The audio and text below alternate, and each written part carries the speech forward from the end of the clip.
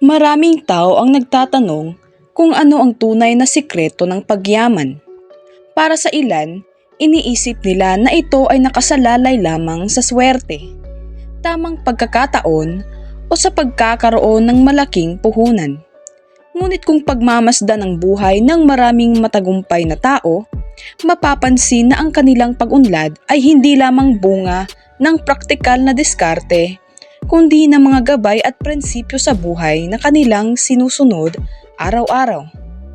Ang mga gabay na ito ay parang direksyon na nagtuturo kung paano mabuo ang tamang pag-iisip, disiplina at pananaw na unti-unting nagbubukas ng pinto tungo sa tagumpay.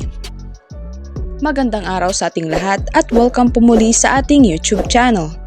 Kung ikaw ay naghahangad na magkaroon ng mas maayos at masaganang buhay, maaaring magsimula sa mga simpleng prinsipyo na ito. Habang ikaw ay nakikinig sa bawat gabay, tanungin mo rin ang iyong sarili. Ginagawa ko ba ito sa aking buhay? Una, magkaroon ng malinaw na pangarap at layunin. Ang unang hakbang sa pagyaman ay ang pagkakaroon ng malinaw na direksyon sa buhay. Ang taong walang layunin ay parang bangkang palutang-lutang lamang sa dagat.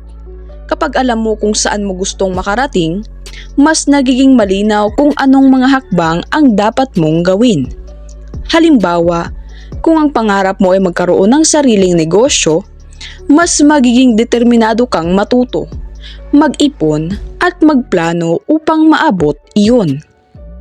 Pangalawa, sanayin ang sarili sa disiplina. Ang disiplina ang isa sa pinakamahalagang ugali ng mga matagumpay na tao. Hindi lahat ng bagay na magdadala sa iyo sa tagumpay ay madaling gawin.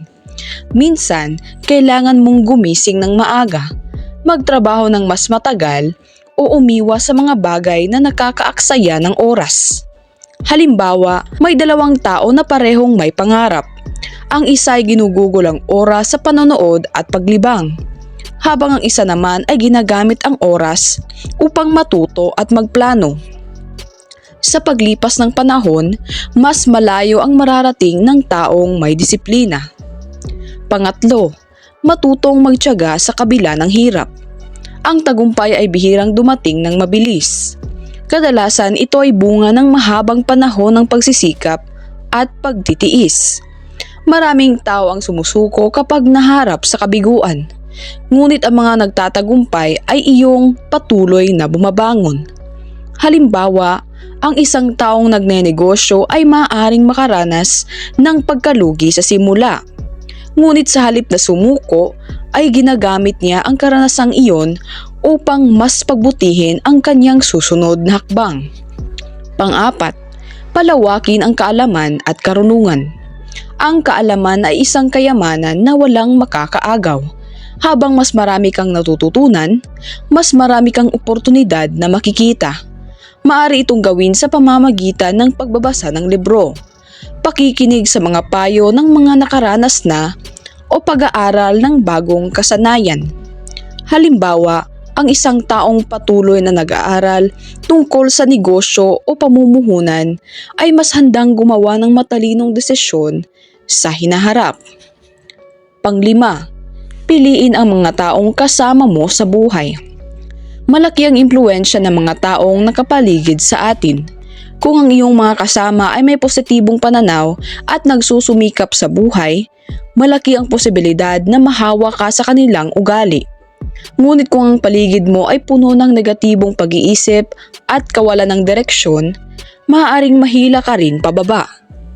Halimbawa, ang isang tao na nakikisalamuha sa mga taong masipag at may pangarap ay kadalasang natutong maging ganoon din.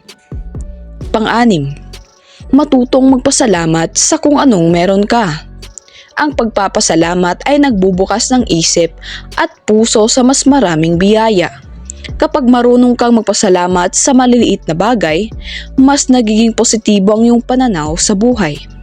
Halimbawa, ang isang tao na nagpapasalamat sa kanyang maliit na trabaho ay mas naging motivated na pagbutihin ito hanggang sa dumating ang mas malaking oportunidad. Pampito, huwag matakot sa pagbabago. Ang buhay ay patuloy na nagbabago at kung nais mong umunlad, kailangan mong matutong sumabay dito. Ang mga taong matagumpay ay handang mag-adjust at matuto ng bagong paraan. Halimbawa, maraming negosyante ang natutong gumamit ng teknolohiya at internet upang mapalago ang kanilang negosyo. Pangwalo, maging matulungin at mapagbigay. May kasabihan na kung ano ang binibigay mo sa mundo ay babalik din sa iyo. Ang pagtulong sa kapwa ay hindi lamang nagpapalawak ng iyong koneksyon, kundi nagpapakita rin ng mabuting karakter.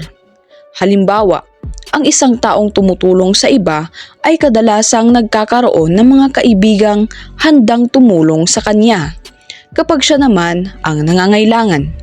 Pangsyam, magtiwala sa sarili at sa iyong kakayahan. Maraming pangarap ang hindi natutupad dahil lamang sa kakulangan ng tiwala sa sarili.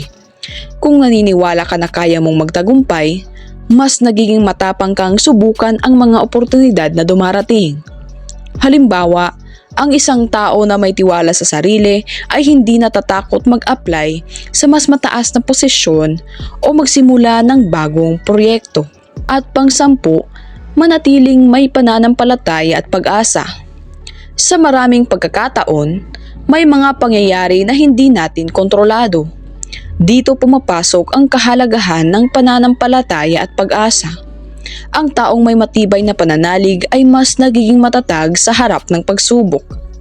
Halimbawa, kahit nahihirapan ng isang tao sa kasulukuyan, nananatili siyang nagsisikap dahil naniniwala siyang darating din ang mas magandang bukas. Habang sinusunod mo ang mga gabay na ito, mahalagang tandaan na ang pagyaman ay hindi lamang nasusukat sa pera. Ang tunay na kasaganaan ay makikita sa pagkakaroon ng kapayapaan ng isip, mabuting relasyon sa pamilya at isang buhay na may layunin. Kaya habang nagsusumikap kang umunlad, huwag kalimutang pangalagaan ang iyong kalusugan, pamilya at pagkatao. Ang balanseng buhay ang madalas na nagbubunga ng pangmatagalang tagumpay. Sa huli, ang pagyaman at pag-angat sa buhay ay hindi lamang bunga ng swerte o pagkakataon. Ito ay bunga ng tamang pag-iisip, matibay na prinsipyo at patuloy na pagsisikap.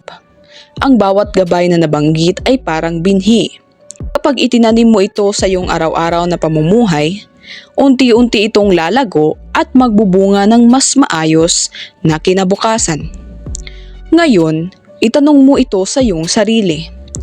Alin sa mga gabay na ito ang maaari mong simulang gawin ngayong araw? Dahil kadalasan, ang tunay na pagbabago sa buhay ay nagsisimula sa isang maliit ngunit matapang na hakbang. Maraming salamat po sa inyong panonood at sana po ay mayroon tayong natutunan sa video ito. Good luck and God bless po sa ating lahat.